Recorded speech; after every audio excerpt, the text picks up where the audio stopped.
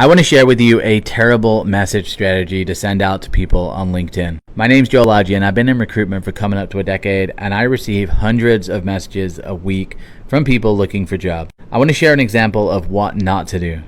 So this is a message I got early this morning. It doesn't even say my name. It just says, "Hi, I'm a senior cloud DevOps engineer with experience in automation, blah, blah, blah, blah, blah, and network operations. I'm looking for contract opportunities," and then there's a resume. If this is how you're approaching recruiters, or really anybody, this is a terrible strategy. You always want to include the person's name. You always want to reference and give context in why you're reaching out. So for example, how I would rephrase this, I would say, "Hi Joel, I went on your LinkedIn page, noticed that you hire for a lot of DevOps and engineers. I have experience in automation and continuous integration as well as delivery. I noticed you had posted a few jobs recently that I would be a great fit for. Here they are," and then I would list them. "Let me know when you have a couple minutes. I'd love to chat."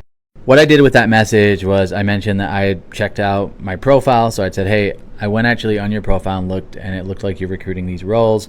And then if I had posted jobs, I'm also listing those in the message. So the recruiter knows that there's something specific. There's an actual reason you know that they're recruiting those types of positions." Then I always say something like, "Don't worry if you don't respond. I know that you're super busy." So I give them an out. That sometimes just produces a response, just because I've given them an out. It's like a reverse psychology thing. Then once that first message is sent, I will actually follow up. I will follow up in 3 days, and then I'll follow up in a week.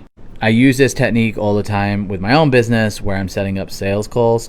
And, people think, wow, 3 messages, that's a lot. That's kind of spamming people.